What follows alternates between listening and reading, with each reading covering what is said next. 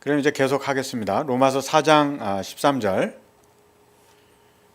아브라함이나 그 후손에게 세상의 후사가 되리라고 하신 언약은 율법으로 말미암은 것이 아니요 오직 믿음의 의로 말미암은 것이니라.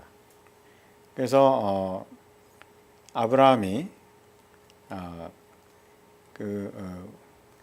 후손에게 세상의 후사가 되리라고 말씀하신 그 언약도 믿음으로 말미암았다. 이렇게 말씀을 하고 있습니다.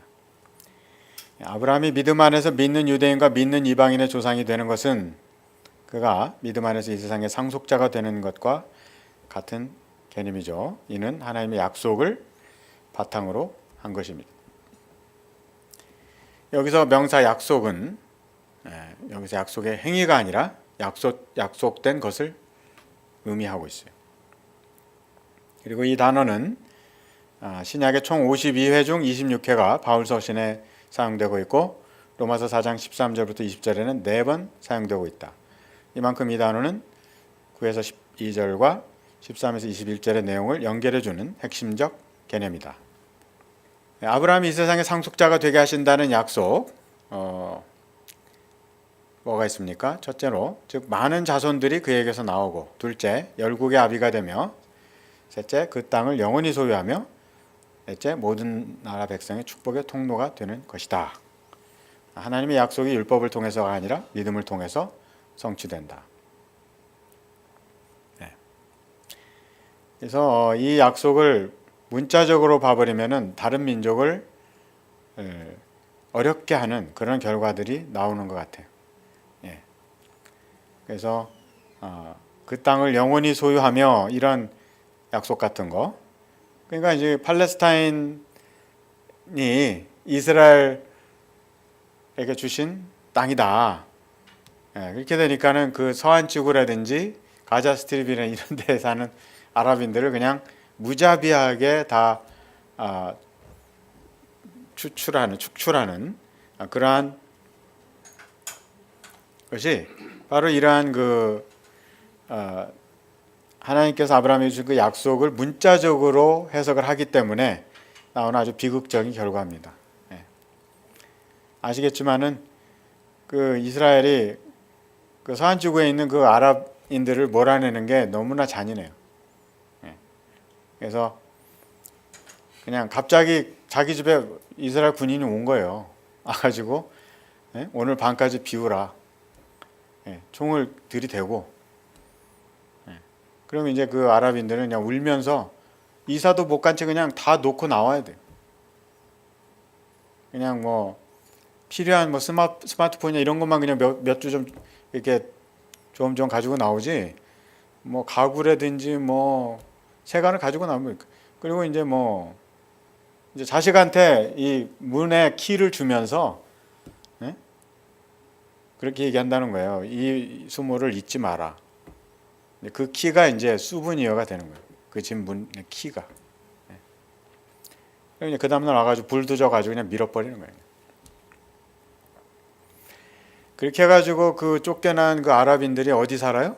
다 요르단 아니 뭐 레바논, 시리아 다 거기 가가지고 사는 거고 이제 그 사람들이 이제 테러리즘에 굉장히 취약하죠.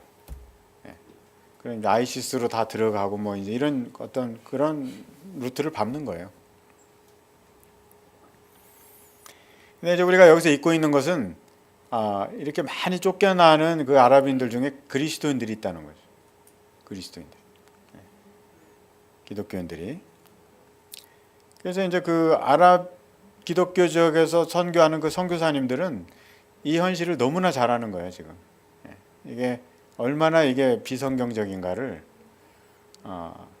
잘 아는 것이고, 사실 모세나 여호수아 때도 이제 가나안에 들어갔잖아요. 그래서 이제 다 정복을 했는데 사실은 정복을 못했죠.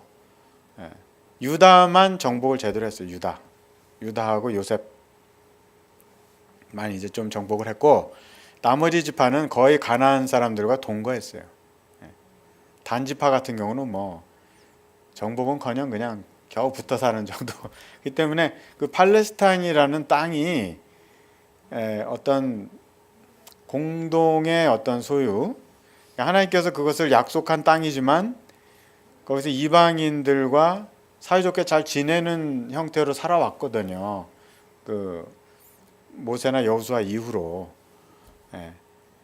그랬는데 요즘에는 이제 3,500년이 지난 이후에는 어떻게 됐어요? 그냥 완전히 그냥 racial extermination, 완전히 그냥 racial cleansing에 가까운, 그냥 거기서 싹 몰아내고 그냥 집을 다 무너뜨려 버리는 그러한 일들이 있기 때문에 이거는 역사에 이런 경우는 없었다 이거죠.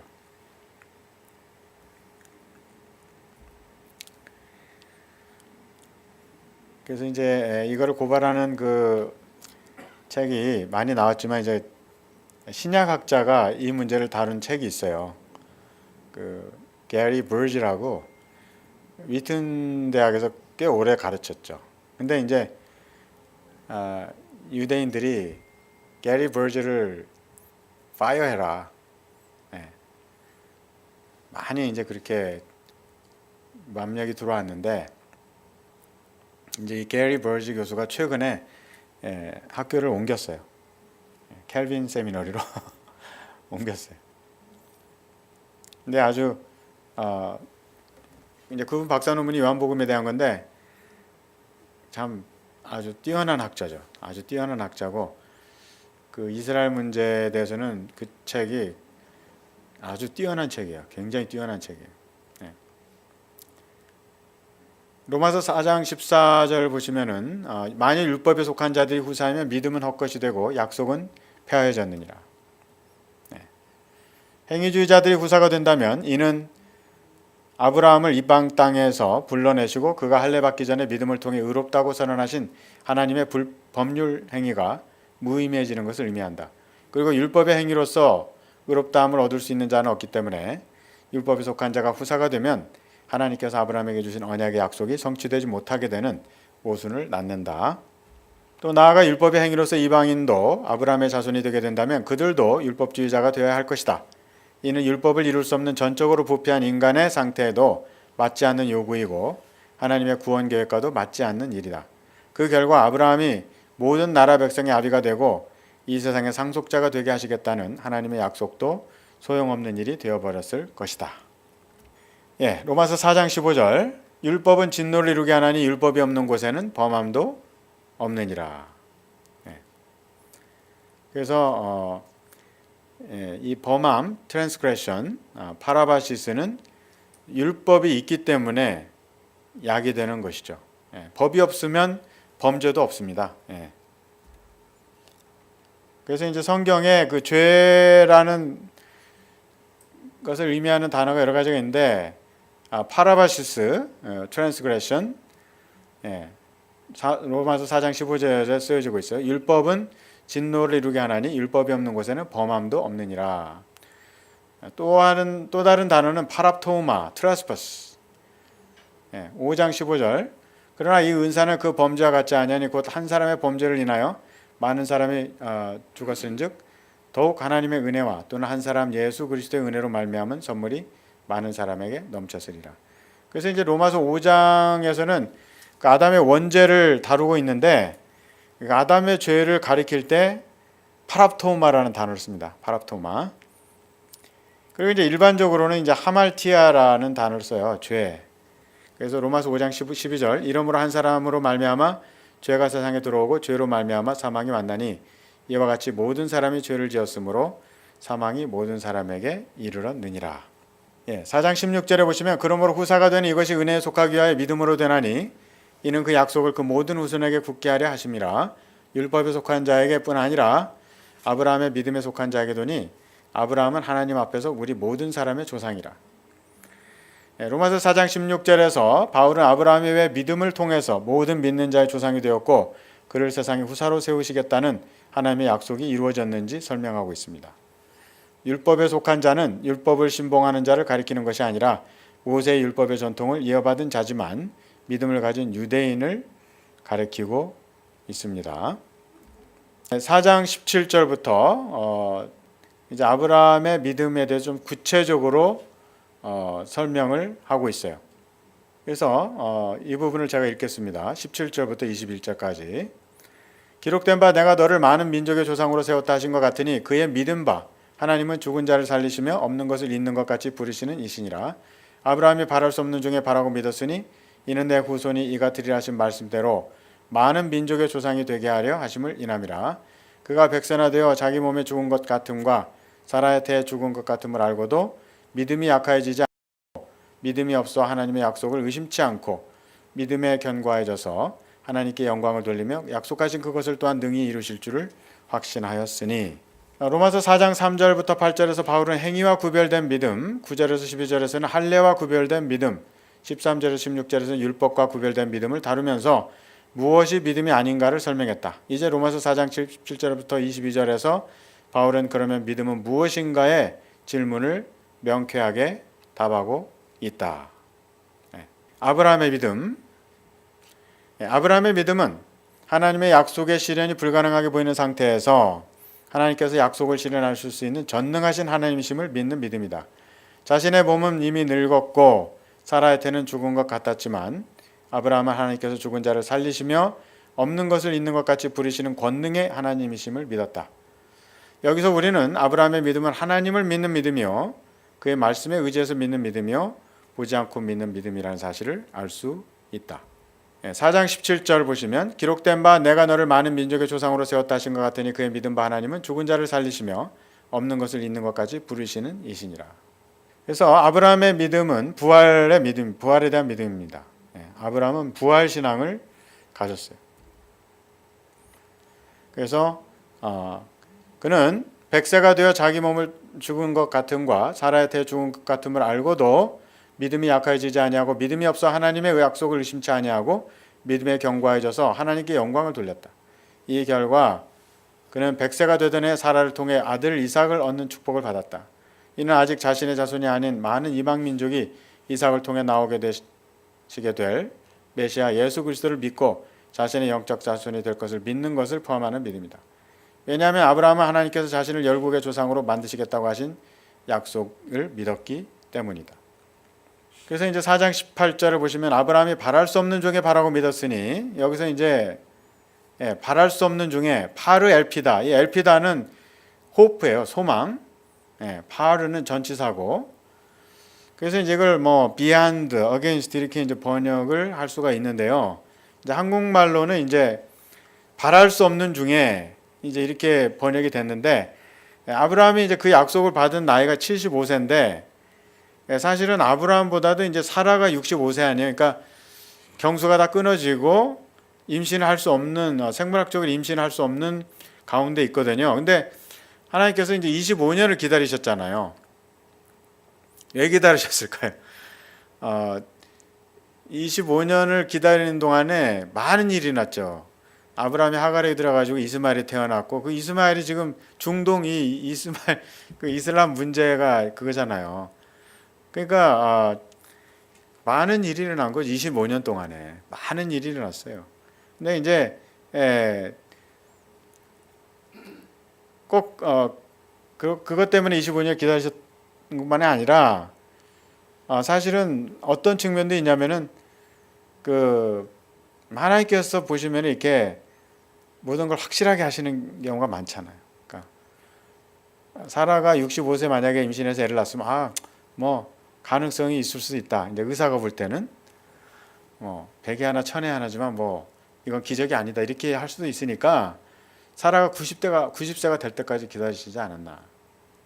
이건 거의 부정할 수가 없잖아요. 그죠? 그래서 이제 경수가 끊어지고 그렇기 때문에 이삭은 하나님께서 창조하신 게 아닌가. 창조. 어떤 생물학적인 그 반응을 통해서 났다기보다는 거의 그냥 창조 수준의 탄생이 아닌가 이렇게 볼 수가 있고 그렇기 때문에 이것은 하나님께서 하셨다는 걸 부정할 수가 없는 거죠. 그리고 이제 아브라함의 어떤 믿음을 단련시키는 그러한 측면도 있을 것 같고 그래서 아브라함은 바랄 수 없는 중에 바라고 믿었는데 이제 후반부에 보면은 이제 의심치 않고 믿음에 흔들리지 않았다 이런 표현이 나와요. He didn't waver in unbelief 이렇게 이제 표현을 하는데 이 나야 컬리지 스티븐 베넷이라는 구약학자가 있는데 그 구약 결혼 시간에 학생들한테 그렇게 가르쳐요. 아브라함이 믿음이 왔다 갔다 했다. 그리고 그럴 수 있는 것이다. 그렇지만 어쨌든 그러한 과정에서 어쨌든 뭐 순종까지 했다. 뭐 이런 식으로 가르쳐요. 그리고 이제 그렇게 또 페이퍼를 쓰게 하고 그러면 이제 학생들은 일반적으로 그런 가르침에 안도를 하죠. 왜냐하면 자기도 믿음이 왔다 갔다 하거든요. 근데 아브라함도 그랬다니까 굉장히 위로를 받는 거예요. 그렇다면은 이제 20절에 보시면 이런 말씀 있잖아요. 믿음이 없어 하나님의 약속을 의심치 않고 믿음에 견고해져서 하나님께 영광을 돌리며 이랬거든요. 그러면은 바울이 아브라함의 경험을 잘 못 이해했던지 아니면 아브라함의 경험을 여기서 트위스트 해가지고 여기서 사실이 아닌 거를 여기서 말하고 있던지 어떤 거겠어요? 바울의 말씀은 성령이 영감된 1.1획도 틀리지 않는 말씀이에요. 영감된 하나님의 말씀이라고요. 그래서 이제 베넷 교수 같은 이런 사람들은 창세기 17장에 하나님께서 아브라함에게 나타나셔가지고 다시 약속하셨잖아요. 내년 이맘때 네 품에 아들을 안을 것이다. 그럴 때 아브라함이 웃었거든요. 그럴 때 이건 의심의 웃음이다. 아브라함이 웃었다 이거죠. 그래서 이제 아브라함의 웃음을 어떻게 해석을 해야 되느냐? 이건 불신앙의 표현이냐? 아니면 다른 거냐? 할 때 여기서는 이제 유대 문학을 보면요, 아브라함의 웃음이 기쁨의 웃음이다. 그렇게 해석을 합니다. 근데 이제 바울은 랍비잖아요. 예수님 믿기 전에 랍비였잖아요, 그죠? 그렇기 때문에 이러한 유대 문학 전통을 알았을 것이다 이거죠. 알았을 것이다. 그래서 이 아브라함의 웃음은 기쁨이었다. 근데요, 사실 동의하지 않고 부정할 경우에는 웃기 힘들어요. 비웃을 수는 있지 몰라도 웃기 힘들어요. 동의하지 않을 때는 얼굴이 굳어지고 그렇게 되지 프라우닝까지는 아니죠. 하여간 웃기 힘듭니다. 근데 이제 교수가 학생들에게 이번에 미텀은 이번 중간고사는 없어. 중간고사는 캔슬이야. 그러면 학생들이 다 웃어요. 그거는 동의의 웃음이에요. 기쁨의 웃음이라고요. 그죠? 그렇기 때문에 이 아브라함의 웃음은 여기서는 의심의 웃음이 아니다. 회의의 웃음이 아니다는 거죠. 이건 기쁨이고, 왜 기쁨일까? 한번 생각해 보면은 지금 창세기 17장의 이 약속이 아브라함이 99세 때 받은 약속이에요. 그러면 이제 창세기 12장에 갈대아우를 떠나라고 하셨고 15장에 이제 다시 네 자손이 하늘의 별과 같이 많을 거라고 재확인하셨잖아요. 그때가 75세라고 보면은 24년이 흘렀다고 하는데, 근데 이제 16장에 하갈에게 들어가서 이스마엘을 낳잖아요. 그거 봐라 이거지. 이게 불신앙의 표현 아니냐. 이렇게 해석을 하거든요. 그런데 우리가 창세기 15장에 자세히 보시면은 네 자식이 하늘의 별과 같이 많을 거다. 내가 너에게 씨를 주겠다 할 때 사라를 통해서라는 그런 구절이 없어요. 네 안에 사라를 통해서라는 프레이즈가 없다고요. 그렇기 때문에 사라도 이렇게 이제 인내하며 기다리다 보니까 나를 통해서는 아닐 것 같아요. 그러니까 혹시 내 여종인 하갈을 통해서가 아닐까? 그렇게 하고 아브라함에게 그렇게 권한 거죠. 아브라함이 그걸 좋게 여기고 그대로 한 거예요. 그러니까 이 아브라함이나 사라가 믿음이 없어서 그렇게 하갈하고 이렇게 해서 이스마엘이 난 게 아니라 그건 그들이 15장에 하나님께서 주신 그 약속을 잘못 해석해서, 잘못 이해해서 그런 실수를 범했다. 우리 이렇게 해석을 할 수가 있다고요. 그래서 그거는 어떤 믿음이 없어서가 아니라 하나님의 약속에 대한 잘못된 이해로 말미암은 실수였다. 이렇게 우리가 볼 수가 있어요. 그래서 우리가 쭉 보면은 창세기 17장에 이제 아브라함 우습이 나오는데, 그래서 이제 우리가 아브라함의 24년을 보면은 24년이라는 기간이 굉장히 긴 기간이고 인내 기간이었잖아요. 그랬을 때 이제 이스마엘이 태어나서 이제 하나님의 약속이 실현이 됐다 이렇게 착각을 할 수도 있어요. 그죠? 그리고 이제 99세가 됐고, 그런데 이제 하나님께서 다시 나타나셔가지고 그 약속을 재확인해 주시니까 기뻐가지고 뜻밖의 이러한 하나님의 어떤 그 약속을 다시 받았을 때 그런 어떤 그 pleasant surprise, 그런 측면에서 아브라함이 웃었다 하는 어떤 그러한 해석을 할 수가 있겠습니다. 그렇다면 사도 바울이 로마서 4장 20절에 이렇게 말씀하는 거죠. 믿음이 없어 하나님의 약속을 의심치 않고 믿음에 견고해져서 하나님께 영광을 돌리며, 이 말씀은 영감된 하나님의 말씀이고 바울이 아브라함의 그러한 경험을 잘못 리프레젠트하는 게 아니다 하는 것을 여기서 우리가 알 수가 있습니다. 그래서 이제 아브라함이 믿음에 있어서 이게 플럭추에이션이 없었잖아요. 업앤다운이 없이 그냥 스테디한 믿음을 가졌다고 보면 어떻습니까? 우리의 믿음은 우리의 믿음은 어떻습니까? 우리의 믿음은 막 플럭추에이트 하나요? 그래서 이제 실질적으로 목회 현장에서 이렇게 어떻게 완전한 듯이 보이는 믿음을 프리젠트하면 좀 마음에 허트를 받는 성도님들이 있을 수가 있어요. 나는 지금 굉장히 스트러글 하고 있는데 목사님이 그렇게 설교를 하시네? 이렇게 되는 거죠. 근데 하여간에 이제 그거는 우리 이제 현장에서 설교하시는 우리 목회하시는 목사님들이 고민해야 될 문제고, 이제 이러한 그 어떤 신학적인 강단의 상황에서는 이제 우리가 어떻게 말씀을 드릴 수 있냐면은 우리가 칭의를 받잖아요. 그죠? 아까 뭐라고 그랬어요? 이제 로마서 5장 1절에 그 디카이오가 아우리스트거든요. 이게 과거형이거든요. 그래서 이게 칭의를 받으면 진짜 믿음이 와 있어요. 자기가 가지고 있는 믿음이 진짜라고요. 그 진짜 믿음이 있기 때문에 그 어떤 믿음의 강도에서 좀 약간 약화될 수는 있을지 몰라도 의심을 한다? 이건 불가능한 일이라고 봅니다. 의심을 하고 뭐 그냥 믿음을 잃어버리고 그건 불가능하다고 봐요. 만약에 그렇다고 얘기한다면 그거는 이제 감리교에서 그렇게 설교를 하죠. 감리교는 그런 설교를 해요. 이게 인간의 자유의지를 강조하다 보니까 참 믿음을 가졌다가 놓쳤다가 가졌다가 놓쳤다가 가졌다 놓쳤다, 이게 가능한 신학이 감리교 신학이에요.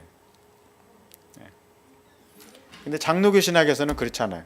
장로교 신학에서는 뭐 예정부터 나오니까 예정, 그 다음에 콜링, 그 다음에 칭이 이렇게 나오기 때문에 예정된 사람이 하나님의 부르셔서 믿음을 가지고 의롭다 하심을 입었는데 어떻게 그 믿음을 잃어버릴 수 있겠어요? 그건 불가능한 거죠. 이 때문에 믿음이 약간 좀 약화될 수는 있어요. 뭐 시험을 당한다든지 이러면 약간 약화될 수는 있을지 모르겠으나 뭐 의심을 한다든지 무슨 뭐 회의에 빠진다든지 무슨 뭐 믿음을 완전히 잃어버린다든지 그런 일이 있을 수 없는 거죠. 그런 건. 그렇다면 만약에 그랬다면 그건 처음에 가졌던 믿음이 진짜 믿음이 아니었다. 처음부터 그거는 착각이었지 진정한 어떤 컨버전이 있었던 건 아니다. 이게 개혁주의 신학이에요. 이게 장로교 신학이라고요.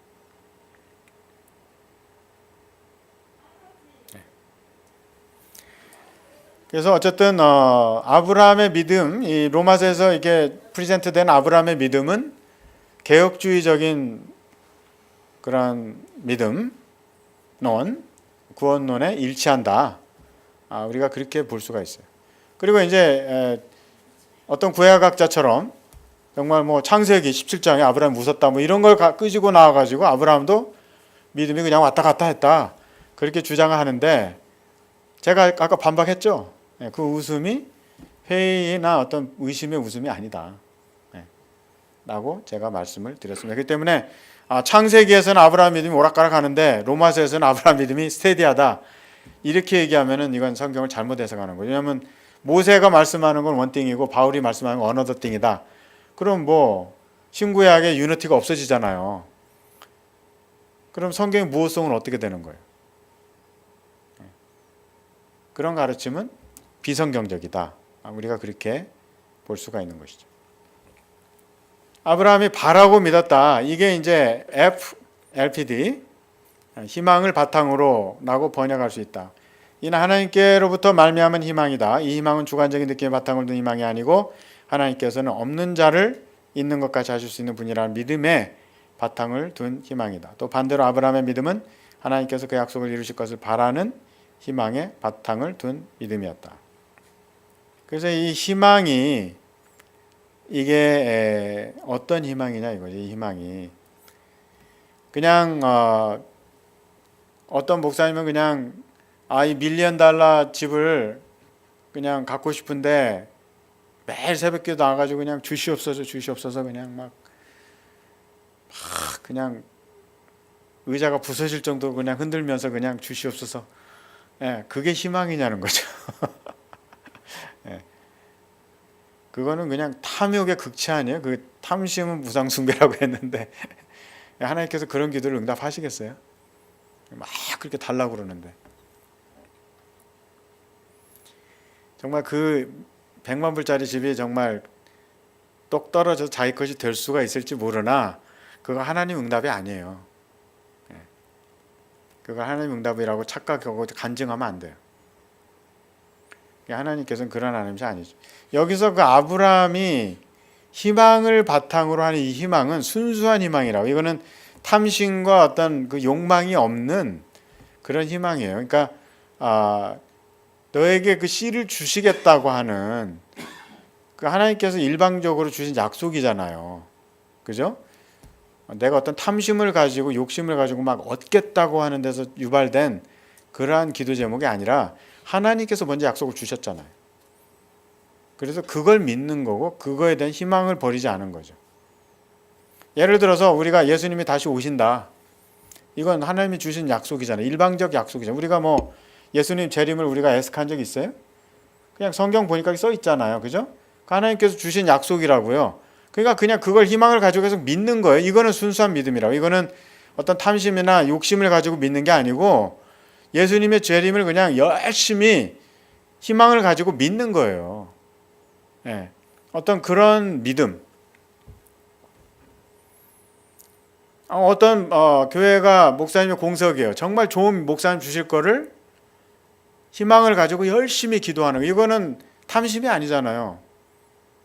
그죠? 그건 순수한 어떤 그 기도 제목 아니겠어요? 그런 기도를 하나님께서 응답해 주시겠죠. 바로 그러한 의미의 호프예요. 희망. 희망. 그래서 어떤 목사님이 간증을 하시더라고요. 자기가 죽을 병에 걸렸는데 정말 사형 선고를 받은 거예요. 모든 의사들이 당신은 정말 얼마 있다 죽는다고. 그래가지고 그 사모님이 그 목사님 그 수술을 받을 때 그냥 그 수발을 하느라고 일주일 내내 그냥 파죽음이 돼가지고 집에 와서 그냥 소파에 누워서 그냥 며칠을 잤다는 거 아니에요. 그냥 피곤해가지고. 그리고서 이제 일어나서 그 1살 된 아들을 안고 눈물로 기도를 드렸대요. 주님, 제 남편을 살려주시면 이 아이를 주께 바치겠습니다. 이렇게 서원 기도를 했는데 그 목사님이 이제 병원에서 나와가지고 계속 사시는 거예요. 계속 안 죽고. 그래가지고 그 아이가 17살쯤 돼서 이제 진학을 할 때 얘가 어떻게 이제 무슨 직업을 가질까를 얘기하는데 아내가 처음으로 얘기를 하더라는 거예요. 얘는 신학교에 가야 된다고. 그러니까 그 17년을 아무 말 않고 있다가 자기 남편에게 얘기를 한 거예요. 얘는 그때 내가 서운했다고. 그래서 그 아들이 신학교 가가지고 아이비리그 대학 나와가지고 신학교를 가서 지금 목회 잘하고 있대요. 그러니까 어떤 그 희망이 정말 바랄 수 없는 중에 바라고 믿었다고 할 때는 어떤 그 인간적인 탐심이나 어떤 그 욕심에서 유발된 그런 희망이 아니라 정말 그 어떤 순수한 그 그냥 간절한 거 있잖아요. 정말 하나님의 영광을 위한 정말 내 어떤 욕심이 없는 그냥 순수한 어떤 그 하나님께 대한 그 갈망 하는 어떤 그러한 차원의 희망이다. 아브라함이 가진 희망이 그게 아니었겠느냐. 아브라함이 가진 희망이 바랄 수 없는 중에 바랬다고 할 때 그 어떤 물질주의적인 성공주의적인 어떤 것에 유발된 그러한 기도가 아니라 하나님의 영광을 위한 순수한 호프다. 그 호프를 놓지 않았다는 거죠. 그래서 그는 백세나 되어 자기 몸에 죽은 것 같음과 사라의 태에 죽은 것 같음을 알고도 믿음이 약해지지 아니하고, 지금 분명히 말씀하고 있어요. 믿음이 약해지지 않았다고. 그죠? 그래서 아브라함의 믿음이 창세기 12장부터 이제 22장까지 쭉 나오는데요. 바로 이게 구원의 서정이에요. 바로 이게 개혁주의적인 구원론에 딱 들어맞는 그러한 경험을 아브라함이 한 거예요.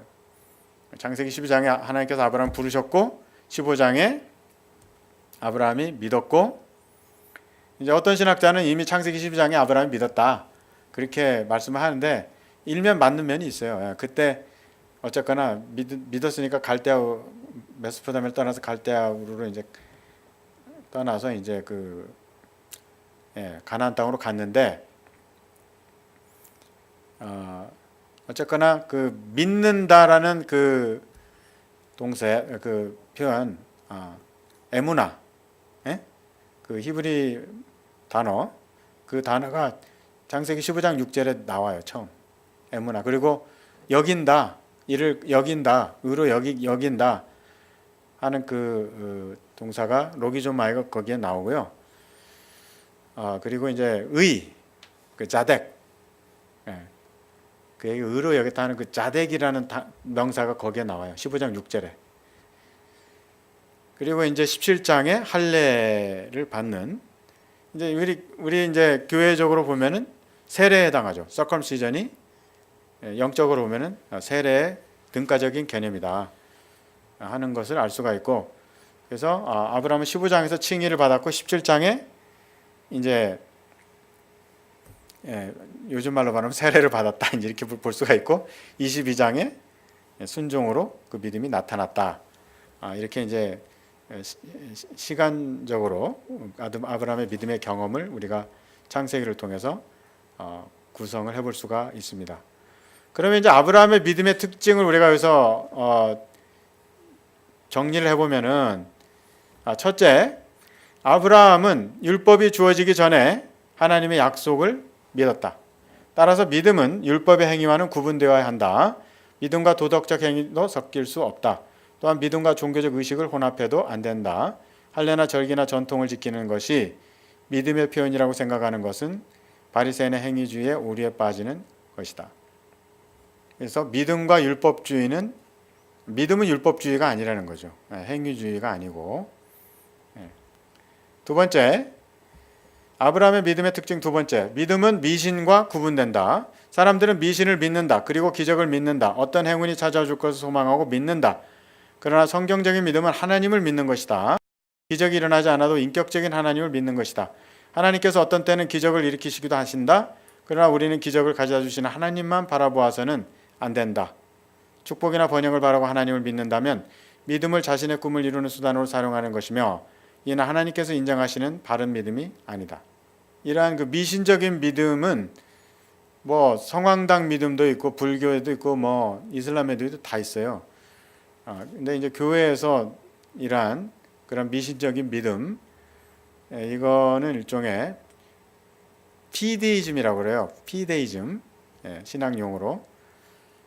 그냥 믿음의 목적은 하나님인데 하나님은 그냥 온데간데 없고 자기가 그냥 정욕적으로 구하는 거, 그냥 그걸 그냥 달라고 믿는 거, 그게 미신적인 믿음이에요. 그거는 아브라함의 믿음이 아니에요. 그 다음에 이제 아브라함의 믿음의 특징 세 번째, 아브라함은 하나님의 말씀에 의지해서 그 약속을 믿었다. 하나님의 말씀에 의지해서. 따라서 믿음은 말씀을 바탕으로 한다. 말씀에 바탕을 두지 않은 믿음은 신비주의에 빠지기 쉽다. 어떤 종교 지도자의 예언 기도를 성경 말씀보다 더 의지하는 것은 바람직한 믿음이 아니다. 성경 말씀은 선지자가 자기 뜻대로 기록한 믿음이 아니라 성령의 감동으로 계시된 하나님의 말씀을 기록한 것이다. 따라서 성경을 공부하고 묵상하면서 우리는 바른 신론을 가져야 한다. 아브라함은 일반적 신을 믿은 것이 아니고 죽은 자를 살리시고 없는 것을 있는 것 같이 부르시는 하나님을 믿었다. 네. 그래서 우리는 하나님의 말씀을 의지해서 믿어야 됩니다. 네. 네 번째, 아브라함의 믿음은 자신에게 초점이 맞추어지지 않고 하나님께 초점이 맞추어져 있었다. 즉 그는 믿음을 가지고 자신을 부유하게 하려고 한다든지 자신의 욕망을 성취하려고 하지 않았다. 현대 교회에서 믿음을 가지고 매달리면 축복을 받는다는 식으로 가르치는 것은 믿음을 하나의 번영의 수단으로 제시하는 것이다. 이는 로마서 4장에서 가르치는 믿음이 아니다. 아브라함은 하나님의 약속을 믿고 하나님께 영광을 돌렸다. 참 믿음은 하나님께 모든 영광을 돌린다. 거짓 믿음은 자신에게 영광을 돌린다. 다섯 번째, 믿음은 신실함과는 다르다. 어떤 사람들은 믿음을 신실함이라고 정의하면서 사람은 신실함으로써 의롭다 하심을 받는다고 주장한다. 물론 믿음은 신실함으로 나타날 것이다. 신실함은 믿음을 바탕으로 한다. 그러나 믿음은 신실함을 바탕으로 하지 않는다. 믿음은 제시된 복음을 통한 하나님의 약속을 받아들이는 결단인 것이다. 로마서 1장 5절에서 보았듯이 믿음은 신실함 혹은 순종과는 다른 것이다. 믿음과 복종은 동전의 앞뒷면과 같다. 이 둘은 서로 밀접히 연결되어 있지만 서로 다르다. 진정한 믿음을 가진 자는 복종하는 삶을 살 수밖에 없다. 그러나 복종이 구원의 조건은 아니다. 즉 순종을 칭의의 조건으로 보는 것은 믿음에 대한 바른 가르침이 아니다. 그래서 이제 믿음과 복종을 같은 걸로 보는 학자가 있어요. 다시 말씀드려서 믿음은 곧 신실함이다. 이렇게 이제 정의를 하는 분이 있는데 우리가 전에 봤듯이 믿음과 복종은 동전의 앞뒷면이다 이거죠. 믿음과 신실함은 동전의 앞뒷면이에요. 믿음이 곧 신실함은 아니에요. 그래서 정말 믿음을 가졌다면 신실함으로 나타나겠죠. 신실함. 그래서 이제 아브라함의 믿음을 정리를 하면 그는 할례 받기 전에 믿었다. 그는 하나님 앞에서 불의할 때 믿었다. 그는 율법이 주어지기 전에 믿었다. 그는 하나님께서 주신 약속을 믿었다. 그는 사라의 태가 죽은 것을 알고도 믿음이 약해지지 않고 의심하지 않고 믿고 하나님께 영광을 돌렸다. 그는 외동 아들 이삭을 하나님께 바치기까지 하나님께 순종했다. 그는 예수를 부활시키실 하나님을 믿고 끝까지 인내했다. 그래서 이제 믿음의 특징을 요약하면 믿음은 하나님의 언약을 믿는 것입니다. 믿음은 인내하는 것입니다. 믿음은 순종하는 것입니다. 그래서 이제 믿음에 대해서 성경의 다른 부분에 많은 가르침이 나오는데요. 히브리서 11장 1절, 10절, 16절, 13장 14절 여기를 보시면 잘 나타나 있습니다. 믿음이란 히브리서 11장 1절 믿음은 바라는 것들의 실상이요 보이지 못하는 것들의 증거니.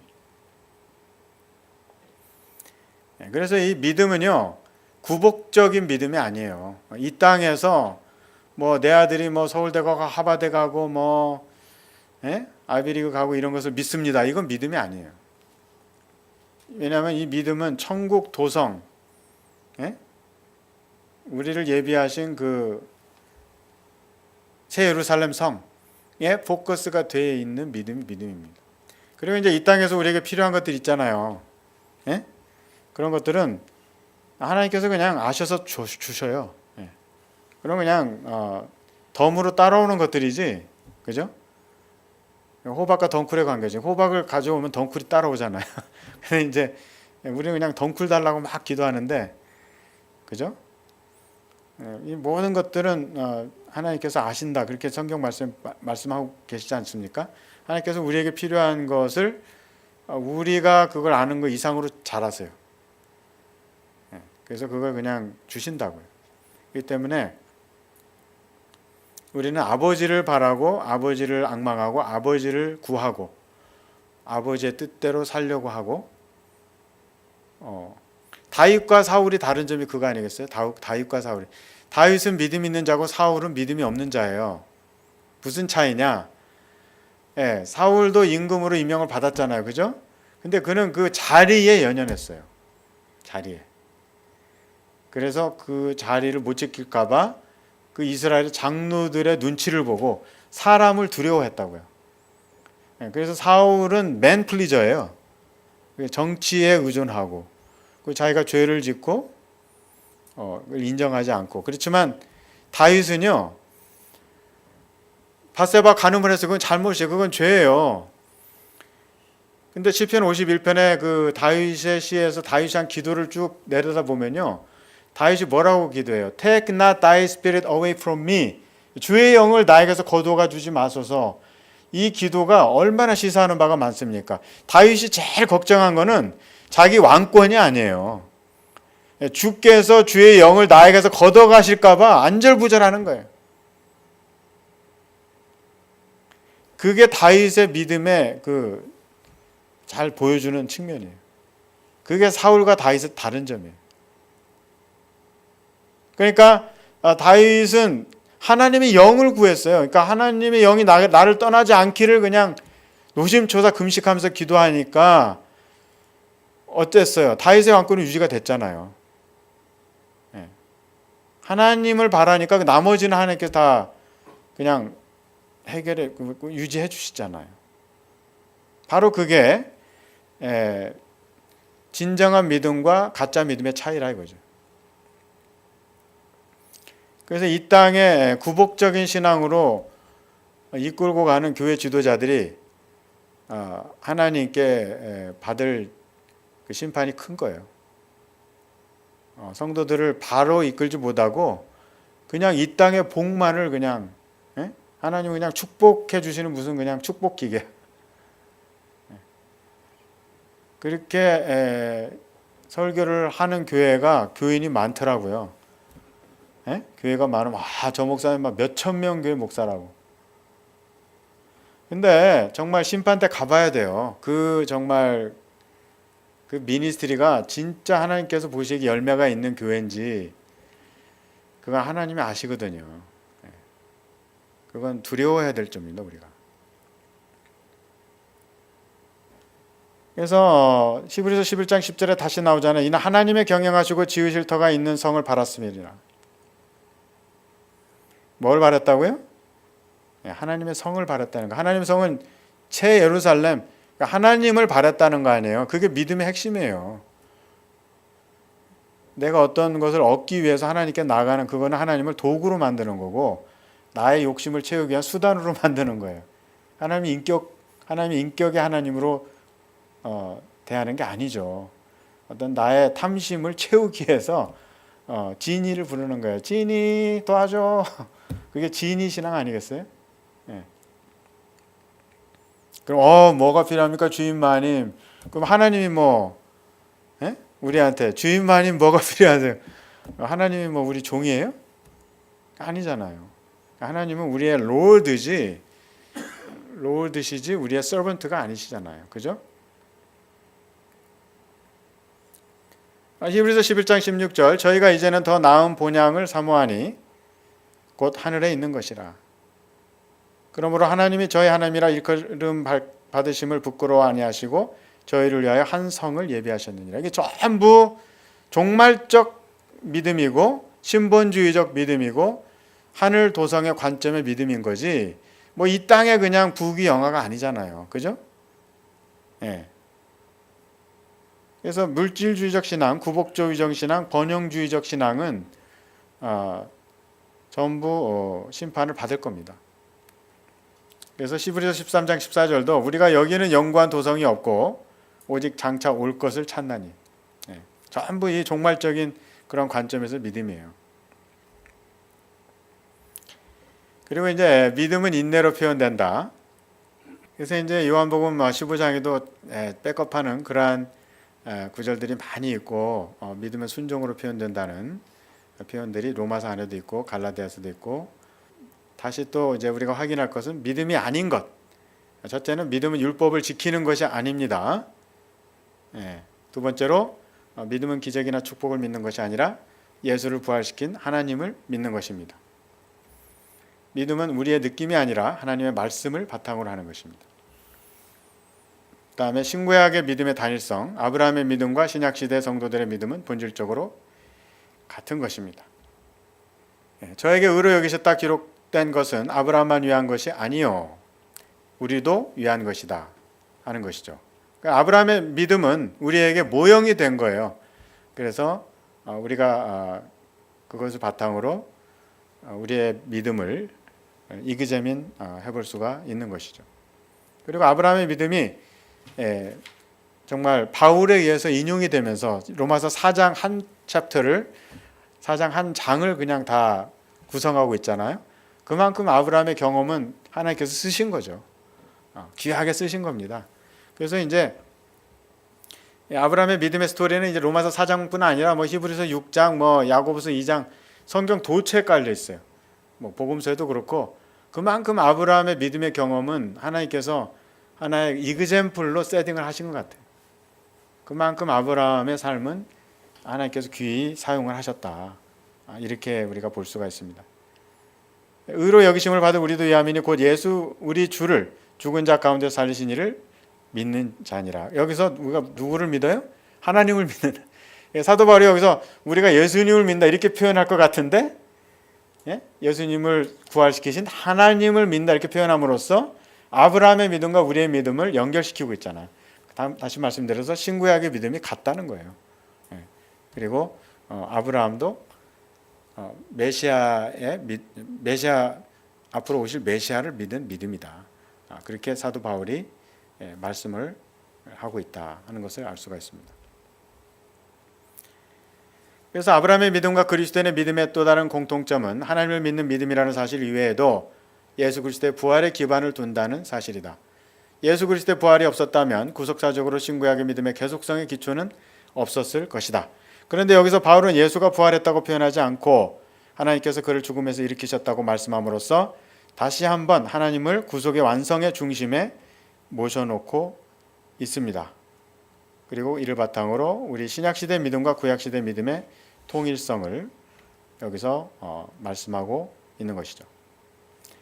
그러므로서 예수의 부활이 하나님께서 아브라함에게 주신 약속의 성취의 계획을 위한 중심부에 처음부터 있었다는 사실을 보여주고 있습니다.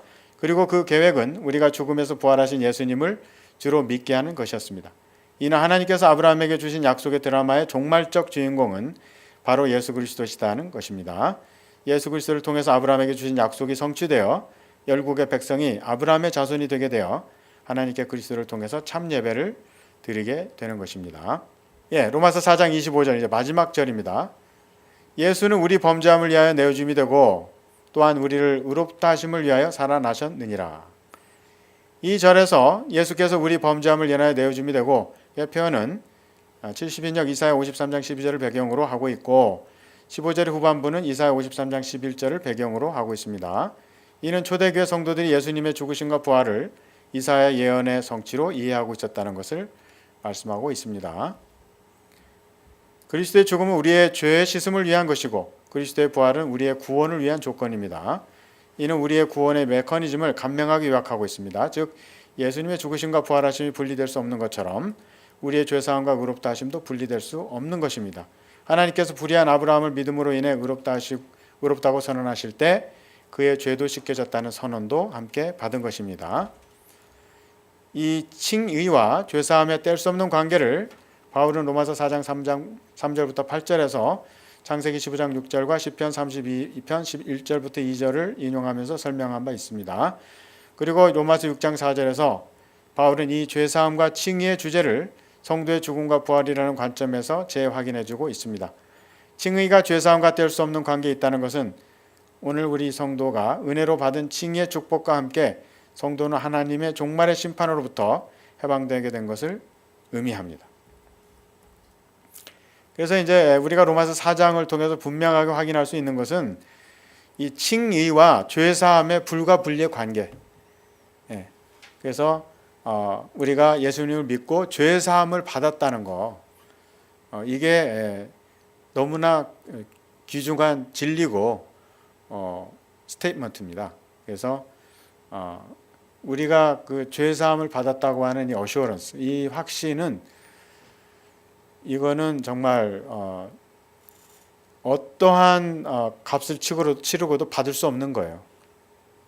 이 죄사함이라는 선물은 선물이죠. 선물이에요. 그래서 이 죄를 사함 받은 사람들은요, 그 하나님의 은혜를 무엇으로 갚아도 못 갚아요. 못 갚기 때문에 자기를 드려요, 그냥. 자기를 드려요.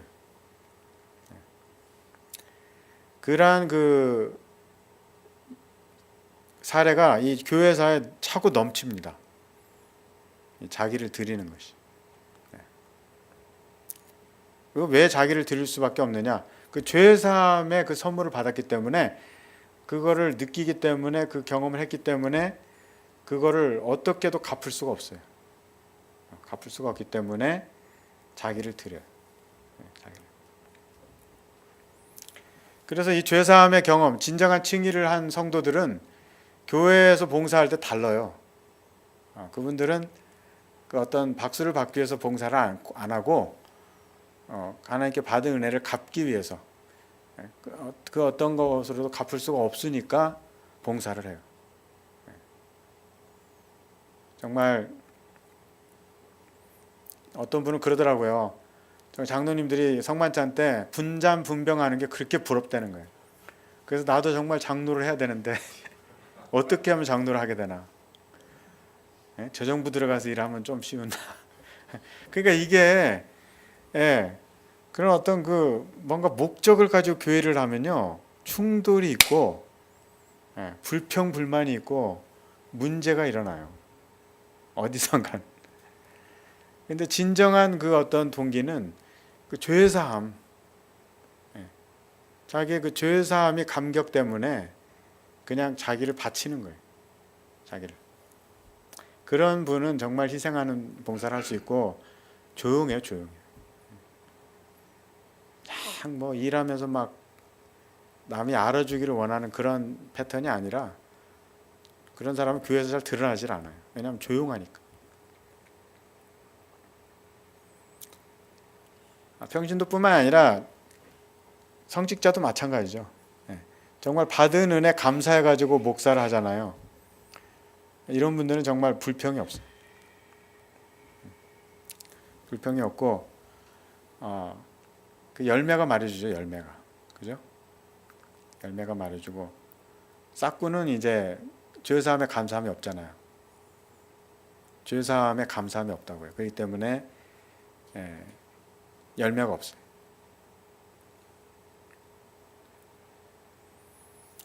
근데 이제 교회에서는 싹군도 필요한 것 같아요. 싹군이 없다면 교회가 정말 몇 개회나 남겠어요, 이 세상에. 그죠? 다 문 닫아야지. 그렇기 때문에 어쨌든 하나님께서는 바리새인도 쓰시고 싹군도 쓰시고 다 쓰셔요. 왜냐하면 가룟 유다도 쓰셨잖아요. 다 필요하니까. 그래야지 이 사회가 돌아가는 거, 교회도 돌아가요. 정말 순수한 사람만 있잖아요. 그러면 교회 안 돌아갑니다. 절대 안 돌아갑니다. 교회 당장 멈춥니다. 그렇기 때문에 하나님께서는 다 필요하세요. 다 필요하신데 하여간 제가 특징을 말씀드리는 건데, 정말 죄사함에 그 감격이 있는 사람들은요, 진짜 열매가 있어요. 열매가 있고 신학자도 마찬가지예요. 신학자도 죄사함에 감격이 없이 하는 신학자들이 많이 있어요. 그냥 철학으로 어떤 인텔렉츄얼 오퍼레이션으로 신학을 하는 사람들이 많이 있어요. 그런 사람들은 교회를 죽이고 그리스도의 몸된 교회를 죽이는 그런 사탄의 도구로 쓰이고 있는 거죠. 사랑하는 성도 여러분, 정말 우리가 여기서 로마서 4장에서 분명하게 보이는 것은 정말 칭의가 우리가 의롭다 하심을 얻은 게 이 죄 사함을 동반한다는 거, 이게 굉장히 절대적으로 중요한 개념이고, 지금 한국 교회가 이 New Perspective on Paul, 이 바울의 신관점, 지금 이 문제 때문에 지금 보수 교회에서는 지금 굉장히 지금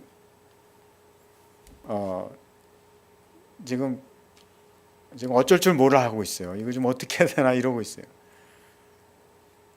근데 이제 지금 이 바울의 신관점을 반박하기 위한 그러한 그 가르침들이 지금 로마서 3장 4장에 그냥 아주 결집돼 있어요.